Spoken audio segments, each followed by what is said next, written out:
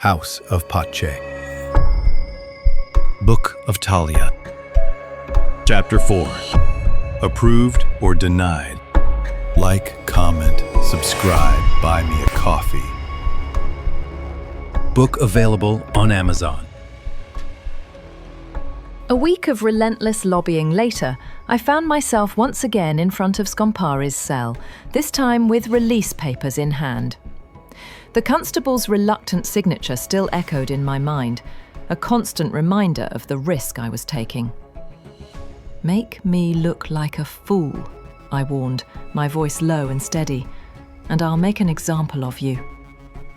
Scompari's grin spread, slow and dangerous. As the gate creaked open, he stepped out and, without hesitation, pulled me into an embrace. "This will be fun," he declared, his Italian accent thick with delight. I stiffened, alarm bells ringing in my head. Fun.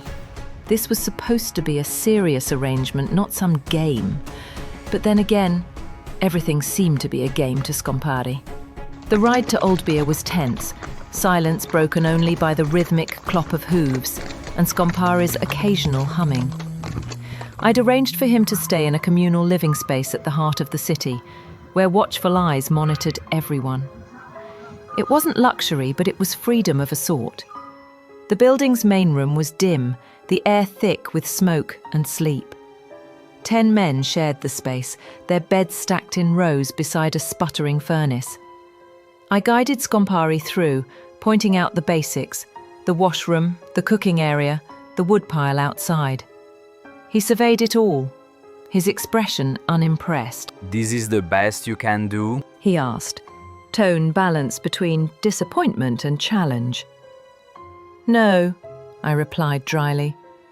"I could have done worse." "You wanted out. That's what this looks like. Behave, and I'll consider an upgrade." He tilted his head thoughtfully, reassessing. "I see. Perhaps I should have negotiated better." "You had nothing to bargain with but information," I reminded him, "and I'm still waiting for that." That earned me a flicker of respect. Scompari scanned his living arrangement again.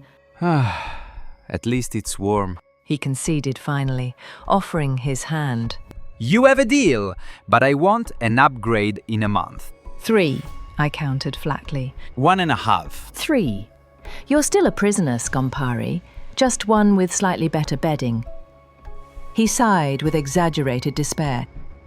Oh, fine. Then I'll need money for improvements. My eyebrows shot up in disbelief. "You want money?"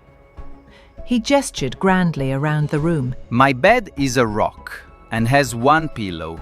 How can I be of sharp mind, assisting you with catching dangerous criminals, if I can't even sleep? "The same way you slept on stone and still escaped a fortress prison," I said, unable to hide my sarcasm.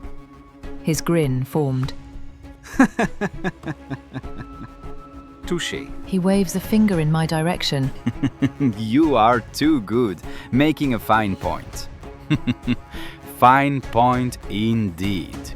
He glanced around the room once more, resignation settling over his features, conceding this was his home for a time. I will make it work. What time will you be here in the morning? I laid down the rules in clear, clipped tones. "No stealing, no bribes, no disappearing acts. You stay here unless I say otherwise. You break any rule and you go back, understand?" Scompari nodded, his eyes wandering. "Do you understand?" I pressed, my patience wearing thin. He mimed, zipping his lips. Your secret is safe with me. Then he winked. "What a headache! This isn't a secret," I snapped. "It's an order!" He raised his hands in mock surrender. All right. No secrets, no money, no vanishing.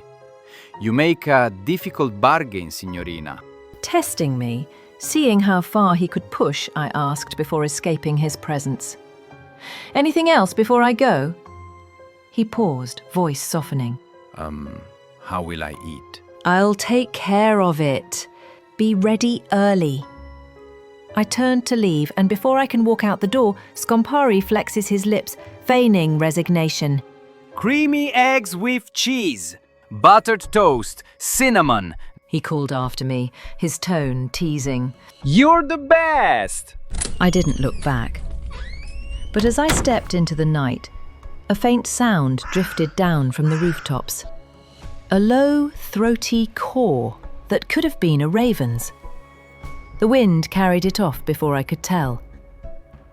I hesitated, staring into the shadows where something moved against the moonlight, wings dark as ink. I shook it off. Scompari was infuriating, unpredictable, and far too clever for his own good. But he was also my only lead. Still, as I mounted my horse and looked once more toward the quiet building, a single thought tightened in my chest.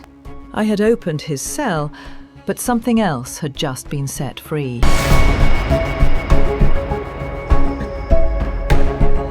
Next, Chapter 5, Disappearing Act. Buy me a coffee. Support me and the channel to create more content. Go to the link in the description. Book available on Amazon. Like, comment, subscribe. House of